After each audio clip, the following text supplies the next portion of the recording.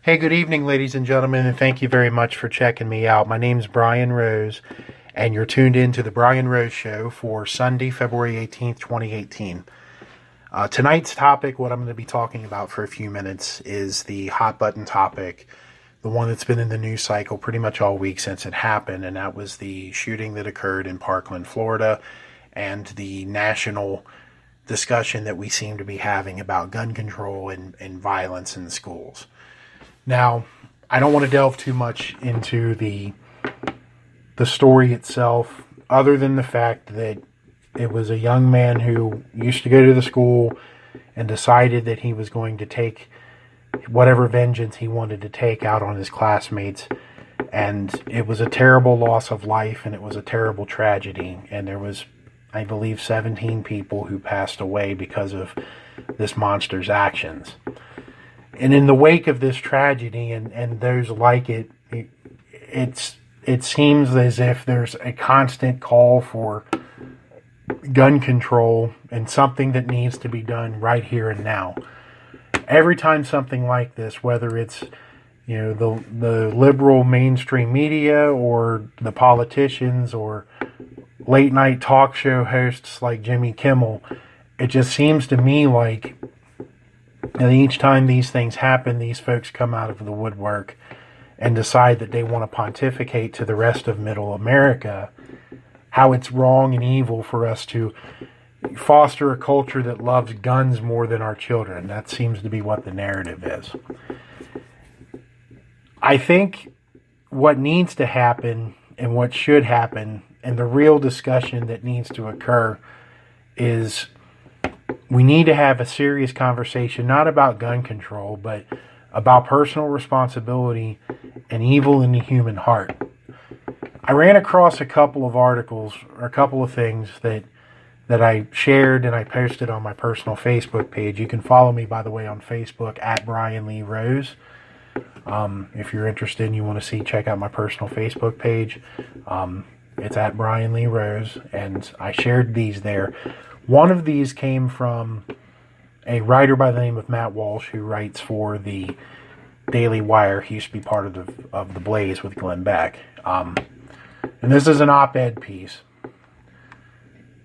And I'll read this to you what Mr. Walsh wrote. And it's very appropriate because it's absolutely right. The news out of Majority Stoneman Douglas High School in Florida is horrific. 17 dead, many wounded. It's a terrible tragedy. No words can do it justice. And then to make matters worse comes the predictable Act 2. The monstrous subhuman behavior of the killer is followed by the empty, robotic response from the public. The same old drill. Immediately, without hesitation, people seize hold of the news and use it to advance their political agenda. Right away, within minutes of the last fired shot, there were people all over social media blaming Republicans or the NRA or Democrats or whoever. They speculate about the shooter's voting record. They speculate about his skin color, his religion, his ideology. Not just speculate, they actively root for one outcome or the other. And it's like they really don't recognize that actual humans have died. And he's absolutely right. He goes on to say in the same article, C.S. Lewis, the famous writer who wrote the Chronicles of Narnia, he warned us 70 years ago that we were heading towards a society of men without chests who lack a human conscience. And C.S. Lewis and Matt Walsh are absolutely right, because those days are here. That's exactly where we are in our society. Now, I also ran across a meme that I shared on my Facebook page that kind of touches on this same thing. And I know it's a meme and we see these all the time, but this really touches on it. The meme that I shared, and again, you can find it on my Facebook page. It says, "Murder is illegal. Attempting murder is illegal. A felon owning a gun is illegal. Shooting people indiscriminately is illegal. Using firearms in a criminal manner is illegal. Criminals do not go through background checks when purchasing illegal guns. Explain how criminals will follow new laws. Explain how new laws will make us safer. Explain how restricting law-abiding citizens even more will make us safer." Oh, you can't? Then your argument is invalid. So the point of this meme is kind of what Matt Walsh was saying in his article, in that we're not addressing what the actual problem is. Whenever one of these shootings takes place, we come across the same scenario, the same whistles that keep being blown about how we need common sense gun reform. We need common sense gun control. We need to do something right now. You'll hear Chuck Schumer and Elizabeth Warren and the rest of the usual suspects in Congress demanding that we do something right now to fix the problem. And then you'll see guys like Jimmy Kimmel go on his late night talk show on ABC, and he'll cry and he'll shed tears about how guns are a scourge and that we shouldn't allow for our children to die. Now, here's the thing. I used to really like Kimmel. I really did. I thought Kimmel was hilarious. And I've watched Kimmel since his days as co-host of The Man Show, for goodness sake. This is the same guy that had bikini-clad women on his show that would bounce on trampolines, and he's on his late-night talk show. Supposedly, he's a comedian, and he's pontificating to America the evils of the NRA and gun control. I see these things and I hear these things as an individual, and I'm just sitting here thinking, you know what, spare me. Spare me this, because it's tired. It's the same rhetoric. It all the whole scenario stems from a problem that we collectively as a society don't want to address. And that problem is not that it's the gun, it's the intent. It's, if you want to get Christian about it, it's the sinful nature of the human heart. The reason we do these things to one another and these things keep happening is because these people are evil and they need to be dealt with because of their evil deeds. We've raised a generation and a society of individuals who don't take personal responsibility for their actions, good or bad. We praise each other when something good happens, but when something negative takes place, we quickly shift the blame to anything but ourselves. My freshman year of college, I took a course called Strategies for the Technical Professional, and I hated the class. But there was one thing that I did take away from that class, and it was eye-opening. It teaches a concept of locus of control, which basically means anything that happens in your life, if you have a good centered locus of control, that means you own and you accept responsibility for your actions. If your locus of control is outside of yourself, then you're the type of person that tends to blame everything else except for you when things go wrong. And that pretty much sums up how the left views gun control. It views it this way because it's easier, to further that narrative. So I shared this meme, and one of my friends on Facebook commented about the meme. And I even acknowledged, that this was a meme. I said, when I posted it, I said, I know this is a meme, but still. And then one of my Facebook friends, I won't name the person, but the individual said, we need to limit the access of automatic killing machines. It seems kind of easy to me. Which ultimately that's the left's position. Anytime that one of these things happen, they instantaneously want to start confiscating guns. Let's just call it what it is. They want to take away gun rights. And this individual said that, the person said we limit the access of automatic killing machines. Seems kind of easy to me. That's what he's saying that we should do. So I replied the following. So they're already limited. You can't just walk into a gun shop and order up a fully automatic M16. And as far as semi-automatic weapons go, any weapon that has a magazine that chambers the next round after the previous has been discharged is a semi-automatic weapon. For example, I own a Smith & Wesson M&P 9mm pistol, which has a 10-round magazine. It would be considered semi-auto as it can only discharge its bullet each time that I pull the trigger. And this is also true of any weapon that functions this way. I also happen to have a Phoenix Arms 22 semi-automatic that chambers and fires long 22 long rifle bullets. And I believe that's a 12-round magazine, if I'm not mistaken. I could be wrong.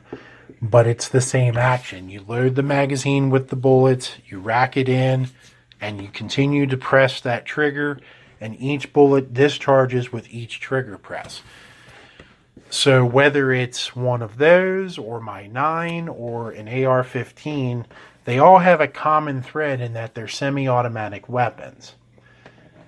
Now, you hear the term assault rifle thrown around by the interwebs and by the liberal mainstream media and others, the Democrats and anybody who's against guns. They'll throw this term assault rifle around because it's a big, scary term. But I believe it's a made-up term by these politicians and the media who don't understand how these weapons actually work. By using the term assault rifle, it invokes the image that the person goes and buys a machine gun and goes in there and shoots the place up. Almost like that scene in The Matrix where Neo and Trinity walk into that lobby and then just bust out the Uzis and just shoot the place to smithereens while the cops and everybody come. They use the term assault rifle because they want people to think that's what those guns are, is fully automatic machine guns, and that's not the case at all. And in the case of the shooter in Vegas who used what they called a bump stock, I'm not fully versed on bump stocks, but my understanding of that is that it's basically a stock for that type of weapon that uses the weapon's natural recoil to help you pull the trigger faster, so that way it simulates an automatic fire. As far as like modifying an AR-15 and making it fully automatic, that's illegal. You can't do that. You can't make an M16 out of an AR-15 legal, or it's just not legal to do. You can't modify a weapon that way. It's illegal to make those type of modifications. And with regard to a fully automatic weapon like that, it is possible to own one of those weapons, but it's extremely difficult to buy one, and it makes the background checks that you have to fill out seem normal. I mean, everything has to be on point. I don't know the entire process, but suffice to say, not everybody's going to be able to readily get their hands on a fully automatic M16. It's just not going to happen. Now, when I purchased my 9mm, and this is what I went on to tell my friend, I had to pass a federal background check on the spot the day that I went to purchase the gun. And I had to fill this out and complete it before I could even make the purchase. So I gave the dealer my information. He ran it against the FBI database. And of course, he found nothing on my record, and I was able to walk out the door that day with a brand new 9mm pistol that I keep for personal protection. So it's not easy for just anybody to come out onto the scene and purchase a brand new gun. They make it difficult for a reason, because they don't want these things happening. So in short, we have common sense gun laws in place. And in some cases, we have gun laws that are extremely unrealistic, like in Chicago and New York City and San Francisco and other places where it's next to impossible to legally purchase a gun. So we already have these laws in place to protect us against this sort of violence. The reason that this keeps happening, it's not because of the weapon that's used. It's happening because our society has lost the ability to take personal responsibility for its actions. We've raised a generation of folks that have been taught from a young age that morals and morality is relative. We used to be a Christian nation. We really did. And we've divorced ourselves from moral standards, and we've cut morality out of our lives to the point now that we don't take responsibility for anything. Like I've said a few moments ago, whenever something good happens, we're ready to take the credit for that. But if something bad happens, we're ready to point the finger at everything else except for ourselves if we're the ones who did it. And that's exactly what's happening here. By blaming his mental health or The fact that he was adopted, which I heard that on the news, or and in other instances, there's been racism blamed, poverty's been blamed. There's been all these other excuses and everything else that's been blamed for these type of shootings. All this is a simple deflection. We're just deflecting from the simple truth that the shooter himself is responsible for what he did. So every time you use one of these other excuses, we're lying to ourselves. It's true of every mass shooting that has occurred, that anytime this happens, we blame everything else except for the fact that shooter walked into that place and knew full well what his actions were going to be, and he did it. It wasn't Donald Trump. It wasn't the Republicans. It wasn't the NRA that caused it. It wasn't the weapon used. It wasn't the gun manufacturer. It wasn't the bullet maker, or it wasn't Fox News. It wasn't anything else that caused it. It was him, Nikolas Cruz. He and he alone committed this atrocity. He walked into that school, he shot the place up, and he did it willingly and knowingly, and he needs to be held accountable for it. If you want to do something to prevent this thing from happening again, we need to start punishing criminals and holding them accountable for their actions. And the other thing that we need to do is we need to start teaching our young people and our society at large that there's consequences for our actions, whether they're good or bad. We need to stop living in a fantasy world of moral relativism, and we need to start living in a real world and start to own our lives. I mean, I own a gun. I own 2 guns. Neither one of my guns have been used for any sort of crime, and they never will. I purchased the guns to give myself protection, to be able to protect myself and my wife. That's what they're for. I bought them so that way I would never have to use them. But I also understand that we live in a real world. And for individuals out there who are just trying to make things, easy for themselves, trying to make a paycheck, for every one of us that's doing that, there's an individual out there like this nut job that reaffirms that we live in an evil, sadistic, and bad world. We need to stop blaming the weapon that was used, and we need to start blaming the human heart. We need, not to get too Christian about it, but we need a revival, if not of God, but of common sense and sanity. Because we've run short on that in this country, and we need to get back to that. So anyway, those are my thoughts on it. That's pretty much where I stand with it. I want to say thank you very much for taking a few minutes out of your day to listen to this rant. I hope that you gained at least a little bit of my perspective, a common man's perspective on the issue at large. I understand you may listen to this and disagree, and that's okay. That's what we're trying to do here, is we're trying to foster dialogue and share a point of view. So I'm not gonna shout you down, and I don't expect you to do the same with me. If you want more information about me, you can definitely check me out. I have a Facebook page at Brian Lee Rose, and I'm also on Twitter. You can follow me there as well, at Brian Lee Rose. Thank you very much for checking me out, and I'll catch you guys later. Have a good night.